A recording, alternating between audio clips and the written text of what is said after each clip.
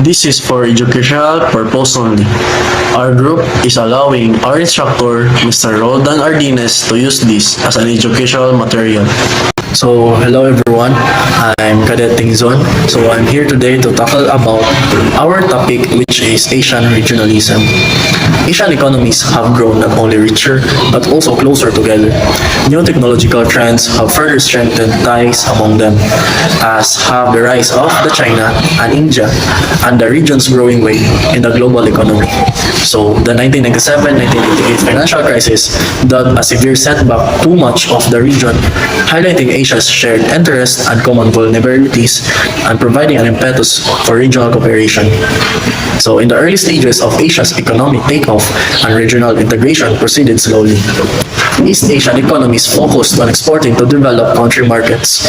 The Japanese economist Akamatsu, 1962, famously compared this pattern of development to flying geese.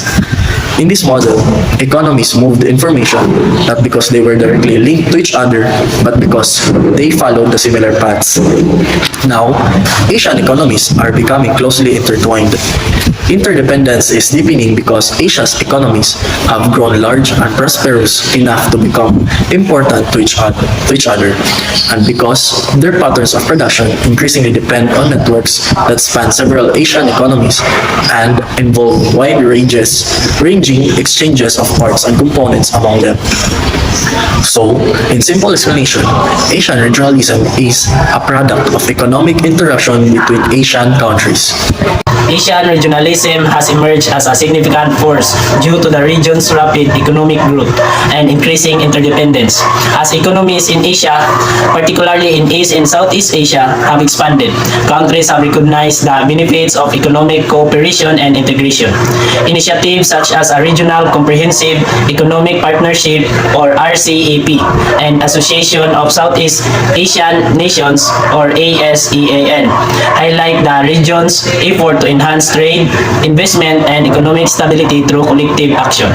This economic collaboration helps member countries leverage their combined market potential and address economic challenges more effectively.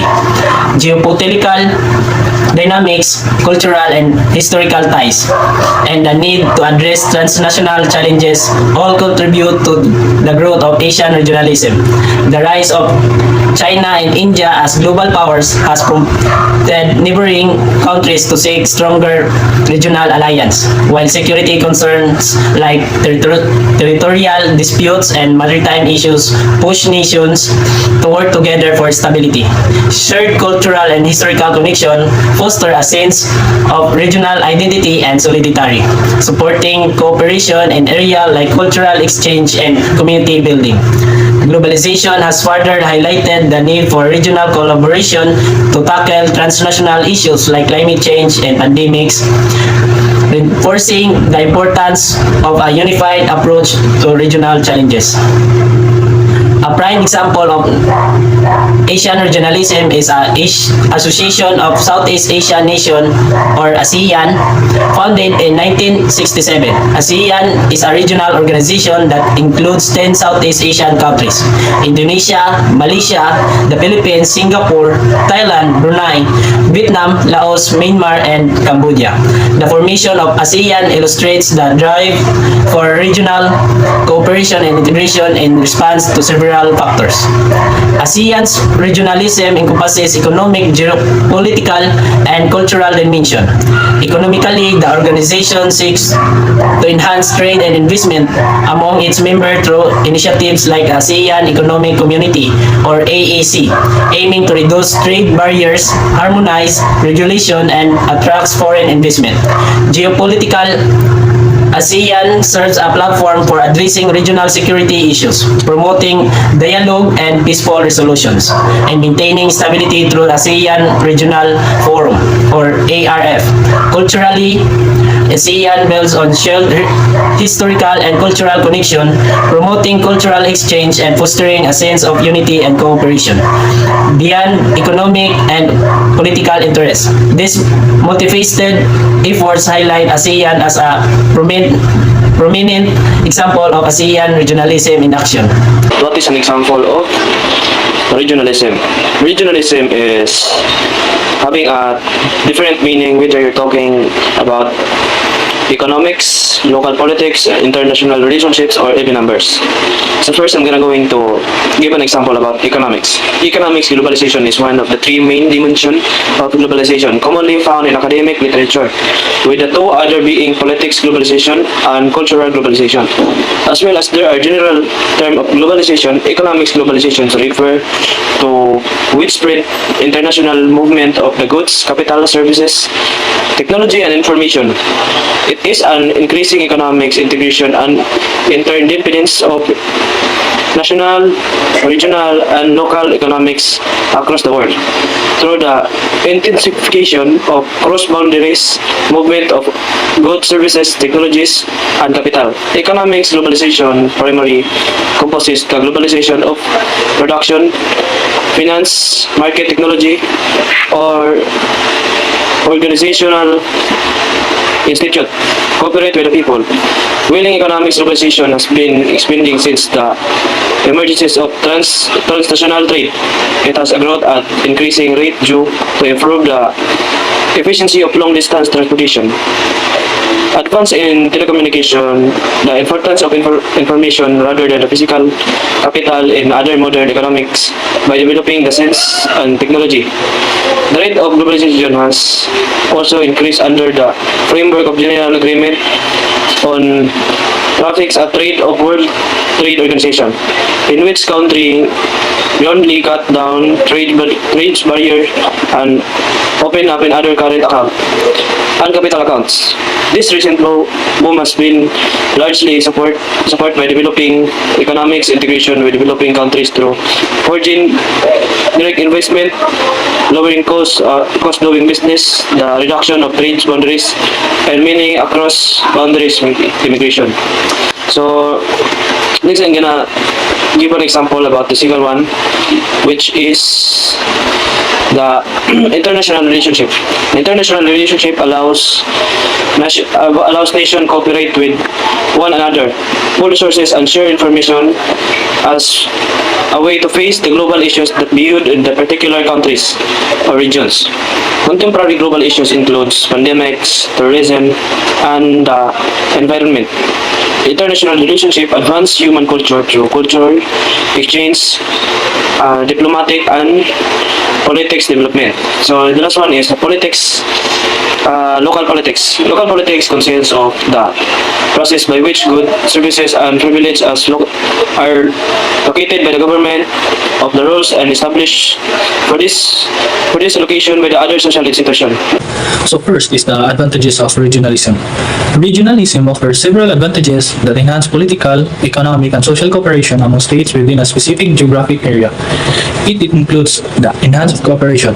Regionalism fosters collaboration among states, allowing them to pool resources and address common challenges effectively, particularly in areas like climate change and economic development. Economic prosperity. By working together, regional states can boost economic growth, improve political stability, and enhance security, creating more prosperous environment for all involved. Efficient resources management. Regional approaches to planning and coordination help manage resources more efficiently, particularly in metropolitan areas where issues often transcend municipal boundaries. This is crucial for addressing urban development, environmental concerns, and infrastructure needs. Local benefits. Citizens may experience direct advantages such as increased freedom of movement within the region and access to cheaper goods and services due to reduced trade barriers. The political representation can amplify the voices of a smaller or less politically prominent states, ensuring that their interests are represented in broader discussions. It also able to learn the role in the community, the effectiveness and efficiency of local governance, and the trend of the global development. On the other hand is the disadvantages of regionalism. While regionalism offers several advantages, there are also key disadvantages to consider. First is the political fragmentation. Divergent interests and priorities among member states can lead to challenges in achieving consensus on shared policies and objectives. Lack of cohesion in decision-making process, disagreements and disputes among member states can slow down progress of regional initiatives. Inefficient governance structure within regional organizations, persistence of political fragmentation may pose a risk of stability and sustainability of the regional bloc. The second is the trade barriers. Differing regulation and protectionist policies among member states can create trade barriers despite the aim of reducing them. Trade barriers can increase costs, delay, and complexities in cross-border trade for businesses. Social inequality, regional policies can be exacerbated income inequalities among member states' populations. So the third one is the sovereignty concern interconnectedness. Between states that can be blurred in the line between cultural, political, and economic identities, sovereignty of nation states. During the EU referendum, the campaign in the UK, many politicians advocated for Brexit based on the argument that EU membership had eroded domestic control over UK laws. Fourth is the dominance by larger countries. Regional organizations can become dominated by regional largest and richest countries despite representing many nations. And it also inclusive and keep new individual out, lose their respective independence and lose their respective identities. The factors of regionalism. So the factors of regionalism, which includes the geographical factors, linguistic factors, political, ethnic, economic, religion, language, demand for autonomy, and caste. So the linguistic factor is an important aspect of regionalism because language is a core component of cultural identity and social cohesion within a region. So language not only serves as a primary means of communication, but also carries the history, traditions, values, and collective memories of a community. So when a particular language is spoken predominantly in a region, it becomes a significant marker of regional identity, distinguishing the region from others within the same country. So the main goal of the factors of regionalism is to promote and protect the interest, identity, and development of a specific region within a larger nation or political entity. So this can involve advocating for greater political autonomy, economic resources, cultural recognition, or tailored policies that address the unique needs and aspirations of the region's population. So, as its core, regionalism seeks to ensure that the voices and concerns of a particular region are heard and adequately represented, especially in the face of national or centralized policies that might not fully account for regional differences. So this can lead to a more balanced and equitable development across regions and reducing disparities and fostering a sense of inclusion and empowerment among regional communities. What is the new regionalism? So, new regionalism refers to a contemporary approach in political science and international relations that emphasizes the importance of regional spaces in the context of globalization, unlike the old regionalism of the post-World War II era, which was largely driven by state-centric approaches to regional integration and primarily focused on economic aspects. New regionalism is characterized by its multidimensional nature. It considers a broader array of factors including economic, political, social, cultural, and environmental dimensions. This paradigm shift began in the late 1980s and early 1990s, influenced by the decline of bipolarity in global politics, the emergence of new economic powers, and the increasing relevance of state actors. New regionalism recognizes that regions are not merely geographic spaces but are constructed and defined by social processes, interactions, and institutional frameworks. It also emphasizes the interconnectedness and interdependence among regions, leading to a more complex and layered understanding of regional integration. Moreover, new regionalism is marked by its emphasis on inclusivity and flexibility, as it often involves a variety of actors, including states, regional organizations, transnational corporations, civil society, and even individuals. It is seen as a response to the limitations of both global multilateralism and unilateralism, providing middle ground that allows for more localized and context-specific governance structures. This approach also highlights the role of the regionalism in addressing transnational issues such as environmental challenges, security concerns, and economic inequalities, which require coordinated efforts beyond national borders. New regionalism is thus an evolving concept that adapts to the changing dynamics of global governance, representing a shift from the rigid state-centric models of the past to more fluid and adaptive forms of regional cooperation. How does regionalization affect globalization? Regionalization affects globalization by shaping how countries interact both within their regions and with the rest of the world. When countries focus on building stronger economic and political ties within a specific region like European Union or ASEAN, they create regional blocs that can influence global dynamics in several ways. For example, it strengthens regional economies. By forming regional trade agreements and cooperating on economic policies, countries within a region can boost their collective economic strength. This makes them more competitive globally, allowing them to have a stronger voice in international trade and politics. However, this can also lead to regional blocs prioritizing internal trade over global trade, which may reduce the level of global economic integration. Secondly is cultural and political cohesion. Regionalization often strengthens cultural and political ties within a region, leading to more unified regional identity. This can enrich global culture by preserving regional tradition and promoting cultural exchange. On the flip side, it can also create division if regions focus too much on their own identity, potentially leading to conflicts or a reduction in global cooperation. So, in summary, regionalization can enhance globalization by creating strong, stable regional blocs that engage actively on the global stage.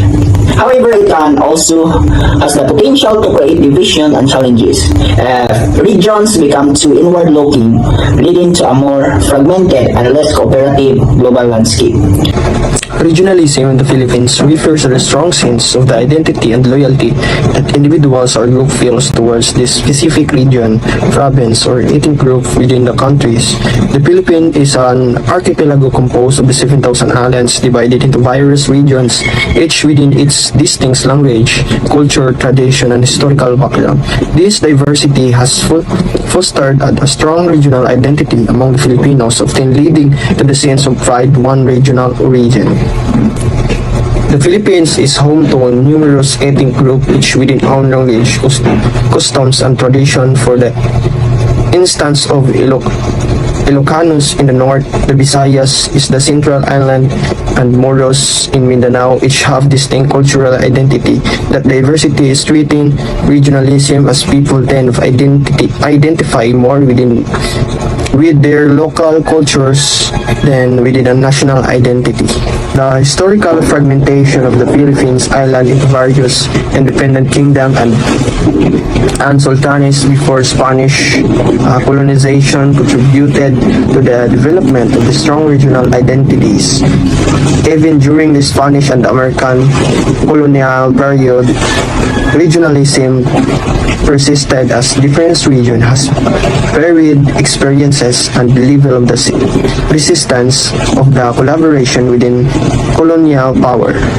While regionalism in the Philippines highlights the rich cultural diversity of the nation, it also possesses challenges the nation of cohesion and development. Balancing regional identities within the strong sense of the national unity remain an ongoing challenge for the country. The differences between globalization and regionalism. These are two different approaches to economic, political, and social integration. Globalization refers to the process by which businesses, technologies, and cultural practices spread across the world, leading to increased interconnectedness and interdependence among countries. This often involves the reduction of trade barriers, international cooperation, and the spread of ideas and practice globally. On the other hand, regionalism involves countries within a specific region working together to promote their common interests and economic development. This often leads to a formation of regional agreements or organizations focused on improving cooperation and integration within that region. So a prominent example of regionalism is the European Union, where European countries have formed a political and economic union, and it allows for free trade, a common currency, the euro, used by many member countries, and policy that promote economic and political integration among its member states.